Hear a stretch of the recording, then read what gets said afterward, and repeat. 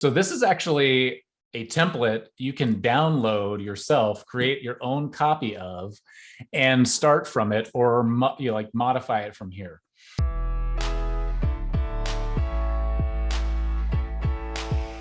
Hey folks, Jason Widup here, VP of Marketing at Metadata.io. And in this session, I'm going to talk about planning for demand and revenue targets. We all want to hit our goals, of course, but the problem is a lot of us just aren't sure exactly how to set them properly. And when we don't set them properly, we're left with unreasonable goals, which oftentimes just get ignored, or they're not given priority, or they'll paralyze us. And so today I'm going to talk about the data and the tools that I use to establish our most important goals around revenue and demand. Of course, there are many other goals you'll need to set up in marketing, but today we're going to focus on the meat and potatoes, like really the revenue. And so let's jump right in. So here's what we're going to talk about. I want to set the stage first a little bit. I want to talk about how marketing teams have traditionally set goals, why that doesn't work. And then I want to talk about or propose a way that think about setting goals that will get us aligned with sales and other departments and just make it easier on everybody. Then we'll talk about the inputs that you need to build a demand model. We'll start with the most basic inputs that you'll need, like the bare minimum, and we'll also talk about some of the more advanced inputs that you can use to build an even more sophisticated model. Then we'll branch off, we'll jump into a spreadsheet. We'll talk about I'll show how you can bring it all together in a spreadsheet. And then we'll end by talking about how to use and refine the model over time, creating a feedback loop so that you're constantly making that model more accurate and getting better benefit from it. Okay, so let's set the stage a little bit, talk about setting goals. I love Always Sunny. So this should sound familiar to you. Maybe if you've been around for a while, this will sound familiar to you. So this is how we've traditionally set goals. We walk into the room as marketers. There's sales. There's our counterpart in sales. We say, hey, we're here to set goals. Sales says, we need 100 leads. Marketing writes 100 leads down on a piece of paper. Goal setting is done. So obviously, I mean, I've actually been in that room or something really close to it so many times, I don't even really want to admit it. But the problem, here's what happens. Marketing has a vanity metric now that they're managing their entire business to, this number of leads. And so when they're struggling, like, oh shit, the leads aren't coming through at the volume that sales says they need, we revisit lead scoring, and all of a sudden more leads are coming through. Like all of a sudden we just optimized our lead scoring program.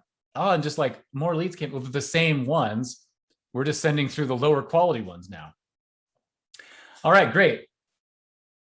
Marketing they're thinking they're meeting their goals. Great, we're getting the volume in there. It's the end of the quarter. Marketing team is in the middle of the room. They're high-fiving each other for hitting their goals. They're getting paid their bonuses. They're drinking beers with each other. And then sales is over in the corner licking their wounds because like nobody hit quota.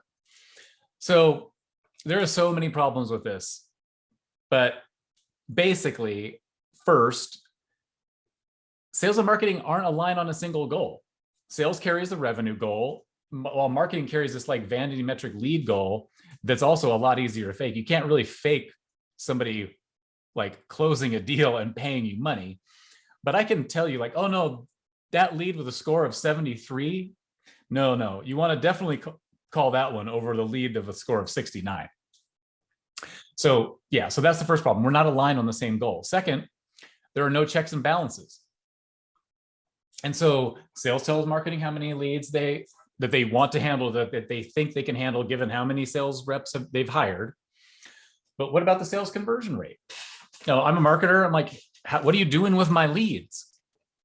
Are all your salespeople like just killing it and are able to convert it at the similar rate?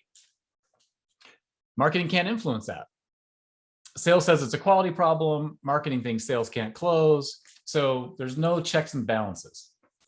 And then finally, it kind of puts a company on a hamster wheel of like increasing these volumes of results or these volume of leads that results ultimately in like a bloated sales team to handle all those leads. But the sales team is really ultimately doing the job, doing the marketing team's job.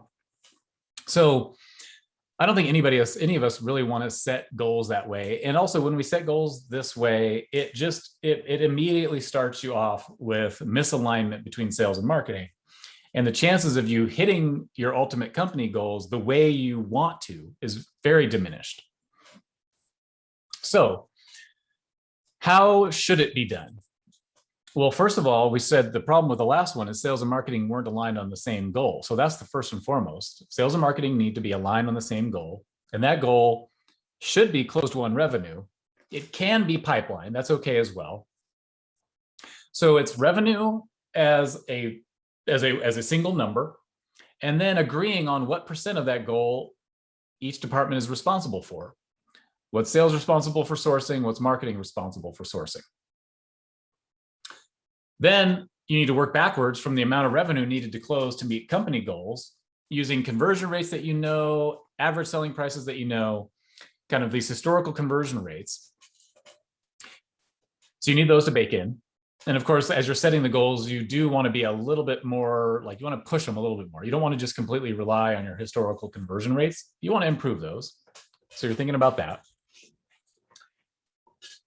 Then, and this is one of the most important things that a lot of people don't do, you need to do both a top-down and a bottoms-up analysis of this plan and of these goals to make sure that they're aligned and that the gap between the two isn't so large. And so what I mean by that is tops down, which is starting with how much revenue we need, and then working our way back down to like, okay, based on this revenue, I need to source this many hand raisers or leads. Or bottoms up, which is starting with the resources I've been given and what I think I can do with those resources. Here's the revenue I think I can get to. And when you do both of those analyses, there's usually a gap. Your bottoms up, which is starting with the resources and ending with how much money I can make, is usually lower than what that company number is that you need to make when you're working, kind of tops down. Ideally, the difference is not more than 10 to 20%. Because what you're thinking is that 10 to 20% is what I need to use strategy, optimization, et cetera, to basically close that gap. We can talk about that a long time, but I really like that concept of really doing that top down, bottoms up analysis. It really helps you get closer to the reality of what's going to happen. And then the final thing is, as we're setting goals, be realistic, but on the risky side of reality, the risky side of reality. This means you're pushing yourself. So you don't want to be unrealistic, because then, like I mentioned earlier, unrealistic goals means they get ignored or people just get defeated before they even start and they don't get accomplished. So reasonable, but on the risky side of realistic. Okay, so we talked about how not to set goals, some ideas to use when you are setting goals. So now we're getting into building this model out. So what inputs do we need to make this happen? So on the left-hand side, these are the bare minimum inputs that you'll need to really even start building a demand model. And then on the right are some basically inputs you can add to get more sophisticated and make your model more accurate. So left-hand side, starting with your starting and ending revenue targets. So you need to know, where are you? And then where do you need to be at the end of the period? I'm going to say period, but usually it's a quarter or a half or something like that, or a year. So where are you starting the quarter? Where do you need to end the quarter? Great. That's your delta. That's your growth delta. All right. Next one is how much existing pipeline already exists for that period. So you need to know that, because otherwise you're going to be over sourcing. You're going to be overspending, over sourcing compared to what you actually need to deliver. If there's already existing pipeline in there, what's the existing pipeline? We'll talk about how we get all this into the demand model later, but pipeline. Both your pipeline, what's in there, and also your conversion rates from that stage of pipeline to closed won. If you use lots of stages, great. From stage 2, it's 10%. From stage 3, it's 40%. Stage 4, or just early stage, late stage. Just keep it easy. Early stage is 20%. Late stage, it's 80%. You need to know the sales and marketing revenue split, of course. because I'm assuming sales isn't sourcing 100% of that need and marketing isn't sourcing 100% of that need. So out of the total company need for revenue, what percent is marketing and sales responsible for? And then the final thing you need for the bare minimum model is your average selling price. So if you know you need this much revenue and every time you sell is at this average selling price, you divide those two in, it tells you about the number of deals that you need to make happen to make that revenue or to meet that revenue target. All right, let's flip to the right-hand side. More advanced metrics or more advanced inputs you can use to make your model even more sophisticated and more accurate. First one, and this is the biggest one that you need to add first, renewal dollars.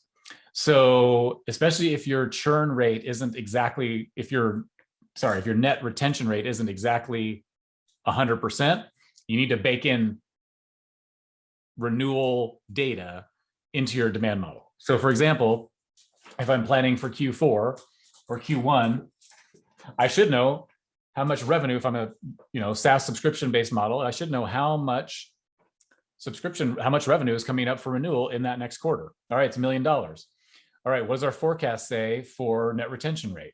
If it's 95%, it means, if you got $1 million coming up, you're only going to basically keep 950,000 of that. So it means that in the demand model, it means you're going to need to source more net new revenue. So that's why it's important to get the renewal dollars. On the other hand, if your net retention rate is above 100%, then you actually need to source and close less net new business than you would if your net retention rate was lower. So that's why that's important. And one of the first things you add, because usually companies have that data fairly readily available.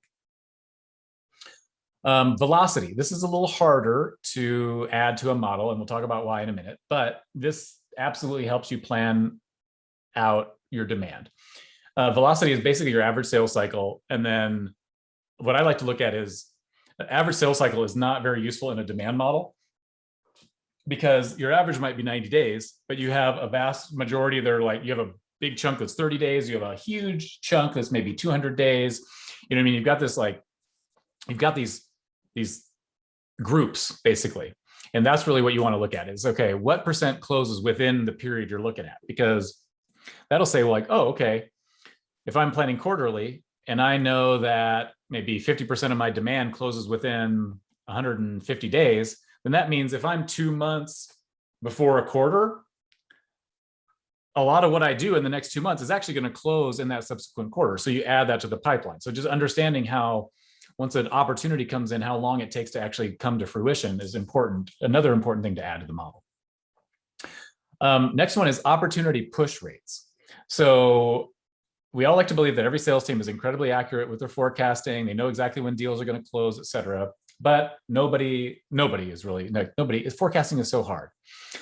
But what we can look at is we can look at historical rates that opportunities have pushed from a current quarter to the next quarter. So what that means is sales rep initially thought it was going to close in Q3.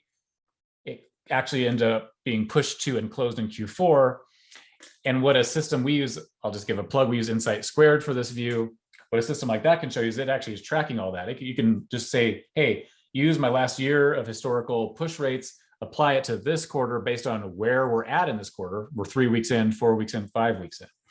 And it can tell you a likelihood for how much revenue is likely to push to the next quarter. And then you can just take that and apply your conversion rates from that stage, of opportunity down to closed one and use that in your model. Again, to offset the amount of net new demand you need to drive in a given period. Because if you've got stuff is going to push from this quarter to the next, why kill yourself to go source that?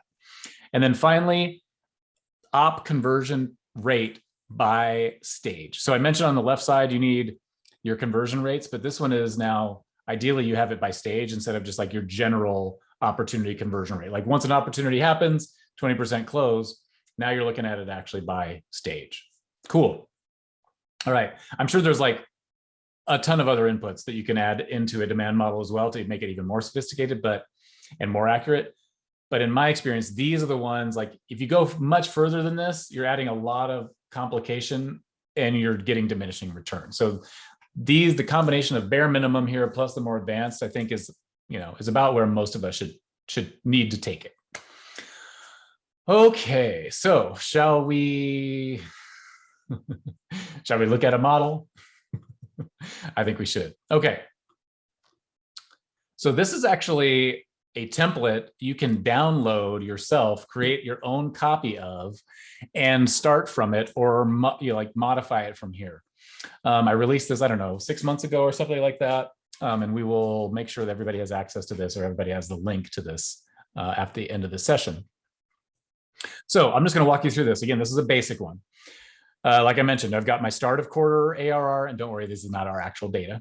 Start of quarter ARR, end of quarter ARR. Great. Those two combined means I have $4 million to close. Here's my renewal dollars that are at stake. Oh, shoot, this company only has a 90% net retention rate. So that means they're going to lose $221,000 from renewals.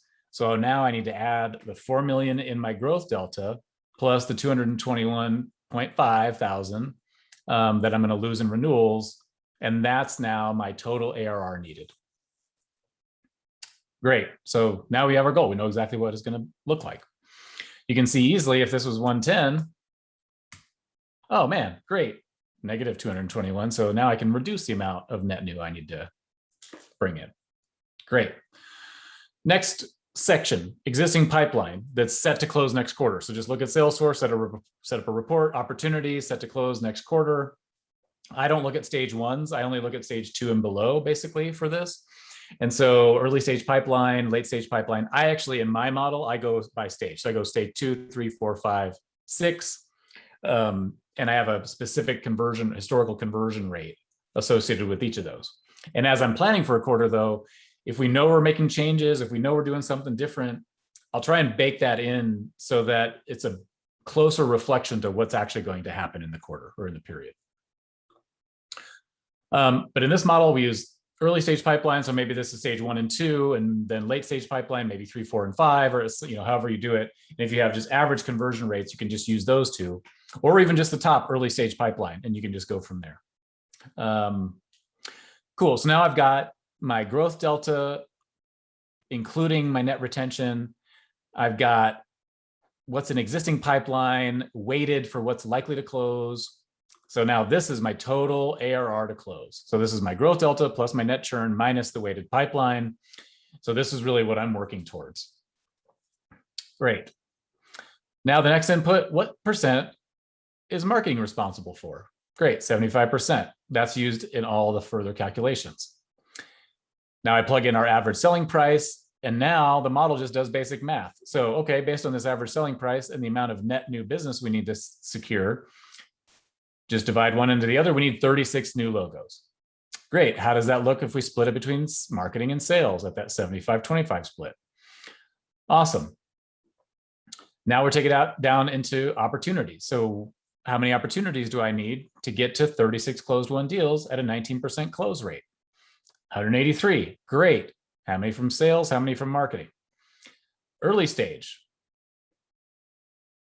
So now I've got a 53% close rate from early stage, so down to closed won. So based on the number of late stage opportunities I need, how many early stage opportunities? Oh, and sorry, this is how they convert from early stage to late stage conversion. Sorry, in this one. And then this is late stage to close.